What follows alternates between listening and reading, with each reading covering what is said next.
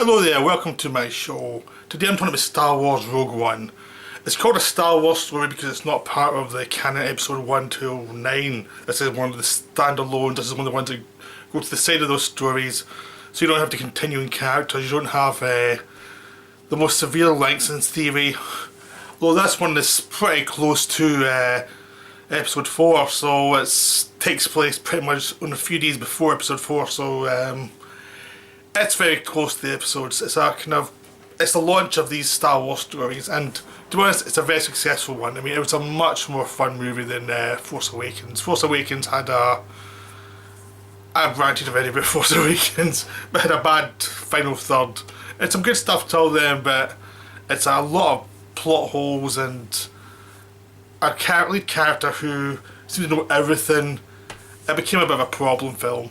But this one's much better. The characters are much more human. They're less flippant, they're less jokey. So to some they might be a bit more dour than the last one, but I just liked them better because they're much more human and much more frail, and it made the actual story work a lot better because you're actually watching people who weren't the stars of the franchise, and they weren't the people who were guaranteed to survive.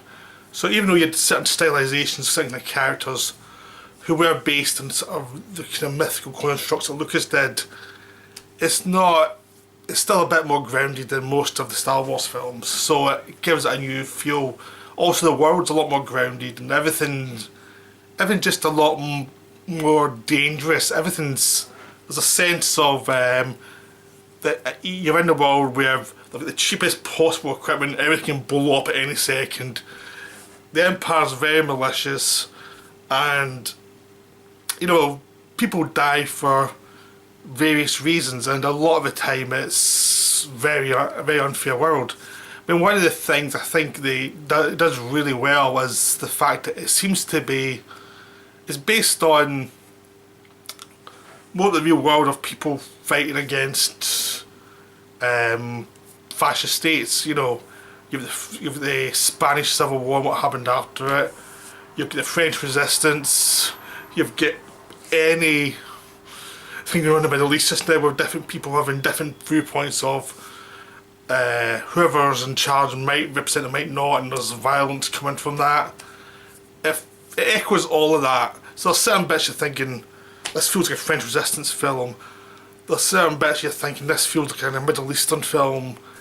There's lots of little things that feel the echoes of the real world filmmaking and the real world as it's seen through filmmaking, but it does it really well. It isn't specifically one thing, but there's lots of things that you really feel as you're watching it are coming from movies which aren't as clear cut as the other Star Wars films. So I like a lot of French Resistance films. And the thing about the French Resistance films is, in those kind of Resistance films, the heroes and the villains aren't as clear cut as would be in a normal Hollywood movie. And that's the case here. Like, the rebellion is lots of grays, people don't agree with things. Your lead rebellion character is essentially their assassin. He's a guy who goes in and does the dirty work. He's like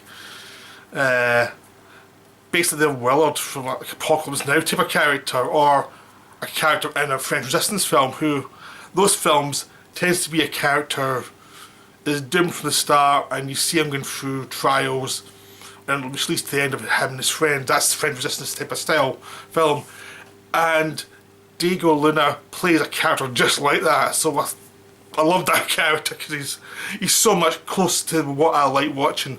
But you can see those kind of characters also in films from like South America, where it's people facing up against drug cartels and the corruption within government by people who take bribery from drug cartels or military dictatorships. I mean, it goes on and on. So him in this part really worked because he knew how to underplay it enough, but also have enough charm to show why people would follow him, but he also sensed danger with him. So he was terrific, and the whole world of that French Resistance feel does go through the film, which I really liked. I mean, the good thing, Gareth Edwards, who directed it, also did Monsters and Godzilla, and he does mainstream films, but he also does them in a kind of darker tone. It's not all happy. I mean, he's very fond of rain. You know, he loves rain in his films. He loves grey skies. You know, Godzilla was grey skies, rain, and a monster. Monsters had some greenery, but also monsters and people wandering through that environment. I mean, he's very good at people wandering through environments, and you watch them against the environment, see how it shapes them. And that happens again here because you see people who are, because the film goes around a lot, and you can see people in their natural environments, whether it's in the Jedi homeworld or is it in someone who goes from place to place. Everything's set up early on so you can see someone going from planet to planet, so you know that's their life. Then you see other people who are solid in one place, and you see that's their life, so they actually use locations to inform a lot about the characters. But I mean, there's 3 main locations, and 2 of them are brilliant. The other one is a bit vague. So the first one is at the so from here on in there was a danger of some spoilers, okay? But the first one is basically the Jedi version of Israel.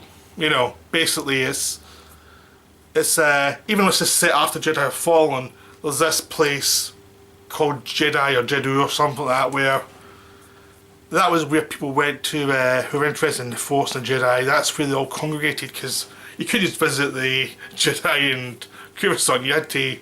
This is the place where people would come to have their faith, to show their faith, and to feel something with the Force. And now it's been sort of abandoned, but it's still a political hotbed because people are still rebelling within it, and there's a lot of unrest because it's still political, because the Jedi were killed by the emerging Empire. So there's a lot of tension, and a character called Saw Gerrera, which is played by Forrest Whitaker, is leading these rebels. And he's a character that comes from the Clone Wars TV show, which is an computer animated TV show. And you saw him in the Clone Wars as a young man who was trained by Anakin and Ahsoka to lead these rebels.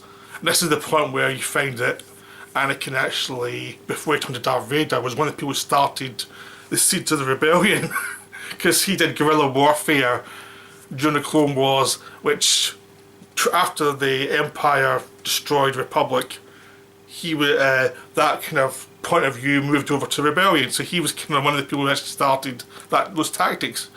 So this guy who was trained by Anakin is now like an extremist terrorist. Most of his body's been blown to bits. He's all robotic, mostly he's robotic. The rebellion's terrified of him because he causes problems all the time and he doesn't care about being polite the way some of the other rebels are. He just will do what he wants to do, and he's very focused. But he's not a monster. I mean, some people call him a monster, but he's actually much more of a...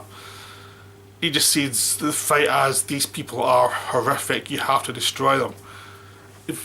Brilliantly played by Forrest Whitaker. His voice is all weird because his voice has been destroyed by becoming half a robot, which some people don't like, but I thought it was really terrific. And he knew the main character, Jen Erso, because he brought her up when her father was taken away. So he's an emotional connection, and that's how you see his humanity, where basically she's the one person that the rebels can use to reach him to try and find out what he's about. So this whole first section through this Jedi homeworld, dealing with him as the rebels try and find out.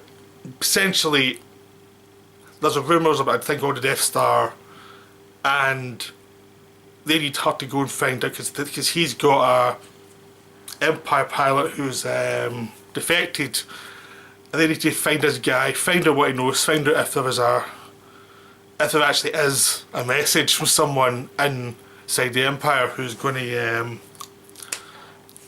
leave them information. Turns out the leak is Jen Erso's father, who was taken away from her on the first scene in the film, and he was made to build a Death Star.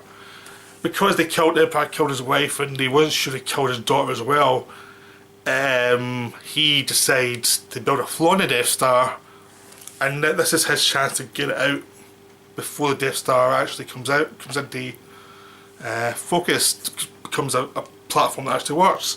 So he's trying to get a message to the rebels that there is, I think, on the Death Star. These are the plans that you can use. There is a flaw in the system. And that's the rest of the story. Basically, in Jedhu, it gets confirmed there is a flaw, and the rest of the movie is basically trying to steal the plans to find that flaw so that they can attack the Death Star, which of course is A New Hope, episode 4. So this takes you up all the way to the point where Princess Leia gets the plans.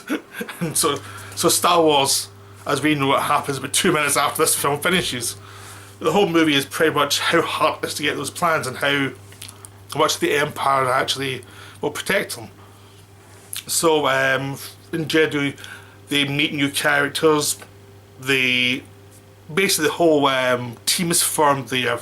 They don't like each other, trying to get away from there, but the team that's going to go up against the Empire is formed there because there's a person who believes in the Force, but he's a bit Force sensitive, but not a Jedi, who's also blind, like Zatoichi. That's played by Donnie Yen, and his mate's got a big gun. And they're a great team because they're pretty much to the point always, and they just don't mess around. But they obviously they're great pals, and according to some reasons, they're probably gay. That's quite a good subtext. I noticed the possibility that might be the subtext, but it's nice that it's left ambiguous. You can work it out yourself. Because they're also just pals, but there's a nice undertone to that one. There's also the defecting Imperial agent.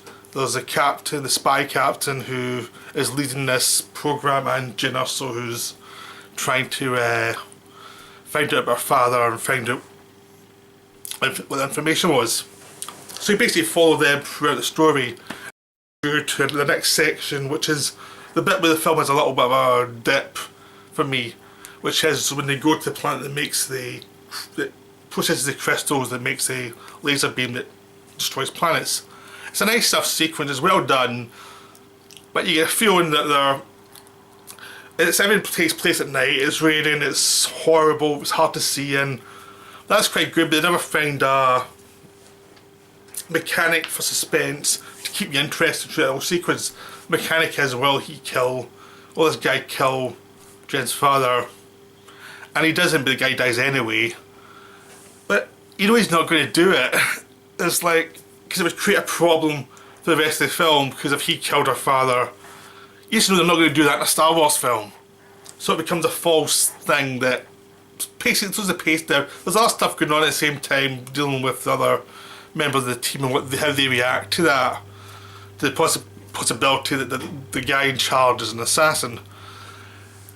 So that kind of works itself out. It's still a nice sequence, and it's a good because you get resolution between Jen and her father, but it's the weakest part of the film because it doesn't have the first section where you see all about what's happened to the fallen Jedi and the Force. And it doesn't have what comes later, which is just a great sequence. It's that middle section where they were missing one idea that would have got them through that sequence really well. They had something, but they needed a twist on it in some way to actually make it really click. So it's actually kind of the weakest part of the film, but the bits around are so good that it doesn't matter. Because it's like, well, that's a part that dips slightly, but I think my attention wandered for about a minute there, and that's about it. So that's still good, you know. Out of a 2 hour film, my attention wandered for a minute. That's not bad for a film. So after that, you basically see them go up against the Empire and attack basically sneak in to the Empire's library, which is this planet with a shield around it, and they have to get the files from this massive library, then transfer them to the another ship. Now this is heavy spoiler section now, because basically this is a suicide mission. Everybody who goes on this mission knows they're going to die. There's no way in hell they're going to survive this. I mean, everyone goes in knowing they're going to die. It's there's no way around that, because as soon as you enter this section, you know, it's closed off, there's no way out, and there's no... And the way to actually get to those plans is to create a diversion, which means anyone who starts a diversion is going to get killed. And that's this final third of the movie, basically that. And basically what happens above the shield, eventually the rebels attack. So you've got a land battle, you've got the rebels attacking the Empire above in space, and you've got General So and the captain trying to get the plans and transfer them to another ship. That's the battle, that's the basics of what's going on. But how it happens is great, because there's lots of human details. And it just shows you how bloody hard it is to do anything here, because they added a lot of stuff that goes wrong, because of course things go wrong. And you know, it's always going to be hard to expect because it's a heist movie by this point. But also, between the heist stuff, you've also got the idea of these rebels fighting against overwhelming odds, you know, and trying to survive that. You've also got the rebel fleet attacking the Empire, undermanned, and they're just hoping that this bloody message will get them so they can get out of there. So it's a really terrific sequence. It's really well done, and the best part about it is everyone dies. I mean, it's a suicide mission, but everyone dies in the end. The only people that survive are people you've seen in other films. I mean, that's it. That's one of the reasons why it feels like a French Resistance film, because in most of those movies, everyone dies as well. And it feels like a similar kind of thing, where it's like, there's no way you can survive this, you're going to die, that's it. And how it happens is it slowly happens one by one, as people start to get knocked off one by one. And it's not like the Dirty Dozen where you know they're all going to die and they're criminals anyway. It's like, you actually are kind of fond of these characters, and they actually have to do something very brave because they know they're going to die. And they go through a lot of things, and then fate goes against them. I mean, a lot of the time they die because they do heroic things, but other times they die because bad luck. But they know they're going to die anyway. But this whole sequence, it goes between the small moments of people doing something very brave and knowing that they're hoping it's for something, and against these massive moments where you have the rebel fleet fighting the Empire. You've got AT-ATs fighting people who are on land, attacking them. You've got X-Wings and Y-Wings against AT-ATs on a beach. So it's like World War II meets a heist movie, meets a space battle. It's terrific. I mean, it just delivers perfectly. It delivers everything you want. And then at the end of it, Darth Vader shows up and kills lots of people with his lightsaber. And that's brilliant as well. It's terrifying. Well, for people who haven't seen Darth Vader in the cinema, it'll be really terrifying. For me, it was very impressive because it was like something you would want to see for a long time. So it's just wonderful how it's done. So I mean, it's just a terrific adventure story with a very dark undertone. I mean, the thing is, I've seen some people who said the characters weren't that great, but I thought the characters would work for what they had to be. They didn't have to be... You only have 2 hours with them, and they're characters who keep the emotions close. You know, and they only reveal them at a certain point, so you're never going to get characters who... They're not going to emote that much. I mean, the most emotional person is the only young character who's believing the Force, and he's very open about his beliefs. But everyone else is cynical and scared, and you know, they're just people, so they're not going to, so they don't build them up. I mean, Jyn Erso character, played by Felicity Jones, is the heroine, but she's very underplayed. It's not like, even the big moments, the character's like too much common sense to her that she doesn't do a lot of explosive scenes. But that's what I like about it, because it's like, yeah, things are going to go bad, and everything's kind of underplayed slightly, but I think I was more effective than doing the big emotional scenes that... Because I mean, the big thing with Force Awakens was, I thought a lot of the time a lot of the big emotional scenes were really stupid. And it was like, yeah, they're a bit upset, but they're... You know, they're whining about nothing, really. There's lots of whining going on, as usual in Star Wars, but this one cut the whining down quite a bit, so that was nice. And there was just I mean, there was a mix of spectacle in the final third. First third is great world building. There's a lot of a dip in the middle, but there's lots of great details. Matt Nicholson plays the father, and he's terrific for like the 10 minutes in the film. We get Darth Vader for 2 scenes, but they're 2 good scenes. In the first scene, you actually see him in Mustafar, where he was turned into Darth Vader, and now he's at a palace, and you see him in a like cryogenic thing, basically underwater. He's getting healed before he puts the suit back on. So obviously that's a process that happens again and again for him to keep him healthy enough to actually be Darth Vader. So you see the fragility of Darth Vader, but you also see how scary he is when he's dealing with the Empire, or when he's dealing with the Rebels when he finally goes it, because he's really mad by that point. And it really sets up New Hope right, because he realised when he was into that New Hope, he is furious. So it's really good. That's how it works is great. There's a couple of other characters of CGI who are representations of the characters we've seen in other movies. So you get Princess Leia for one scene. It was a terrible CGI. It just looked wrong. But it was the end of the film, and the rest of the film worked so well that you could accept it. It's like, okay, well, that's what happens. And this what the scene was terrific. That effect needed another month to get just right. There was just a couple of tails that needed a bit more shading around the face to really make it deliver. It looked too shiny. They need to build a bit of this shininess.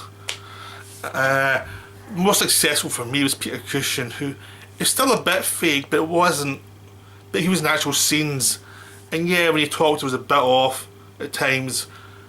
But A, because Peter Cushing is one of my favourite actors, and B, because the character was at a point in every scene he was in, you felt it was worth it, because this film takes so close. It's literally days before. It's like basically days before A New Hope. So basically between the end of this film and A New Hope, when you see the characters, it's like days past. So they couldn't really put an actor in there because it wouldn't have worked, because it's the next day basically. So he wouldn't have changed that much in a day. So they did the best they could, and I'm glad they tried it. I mean, it wasn't completely successful. It's one of those effects you're hoping that maybe when they re-release the film or do the DVD, the Blu-ray release, maybe touch up a little bit. I'm sure some purists will hate that too, but I think it's something you could actually finesse a little bit more before you go into the Blu-ray. Same with the Carrie Fisher thing, just touch it up slightly more, do a bit more work on it before we get to the home video release. But it's a terrific film. It really worked well. You know, it's like there's not much more to say about it, because the film actually is about the experience. There's no great theme in it. It's about the experience of going from getting information and trying to deliver that information. Like, find there's a problem, deal with the problem, and get the information to someone else who can deal with it further. And it's an impossible situation. So it's one of those things where the actual cinematics is the actual reason for watching it. Because it's not a literary kind of movie, it's more about the emotions and how they're put across. Again, it's sort of like Monsters and Godzilla, because Gareth Edwards is a really promising director. He has his flaws. Like, I don't think he's particularly good with actors. Like, I think he leaves them alone a lot and hopes for the best. Because you see moments where actors are really good and other times they're not so good. It's not his... But he was really good actors in Monsters, so it varies with him with actors, and his scripts tend to be about what's on the surface, but there's also all the atmosphere stuff he does, and that tells you a lot of the story. And the characters within the story, it's always very basic. He's almost like a silent film director. Like, the talking doesn't really matter, it's about what the visuals are and where you're going from A to B to C, and how the atmosphere goes. So he's like one of those directors you can watch the film and ignore the dialogue, because it's not his main focus. It's like, how do you tell the story of emotions? And the way it's told is what the story's about, not what we're telling the theme is. Because the great thing about this film is it doesn't do that. It just says, this is the story, and you get what's going on throughout the story and that informs the rest of the film, but it doesn't actually say this is what it's about. So the end when they're all dying works on its own. You don't need to be told this is a tragedy because they're all dying now. It respects the film, the audience, to just show it and actually have little emotional moments to show what it means to the characters, and that's it, and that's all you need. So he's done 3 films and them in 3 good films. Some people didn't like Godzilla. I thought it was terrific, but he's still 3 for 3 for me, so he's doing very well. I'm hoping he continues to actually just focus on the visuals and the atmosphere and keep the story simple so that he can focus on what he's good at rather than trying to be too literary, because his strengths really are about people and alien environments and people in environments that are deadly. So that's Rogue One. I mean, so Felicity Jones has starred on one of the best and one of the worst films of the year. So she was in Rogue One, which was terrific, and she was in Inferno, which was bloody awful, within about 2 months of each other. That's quite a range of films. Well, yeah, do not watch Inferno. But anyway, Rogue One. Rogue One is brilliant. It's just so much fun. To me, it feels like the real return of Star Wars, because Force Awakens felt a bit fake for me. But go see it, it's really enjoyable. Right, bye. And up next is the best and the worst films of the year. Take a guess what one of them is.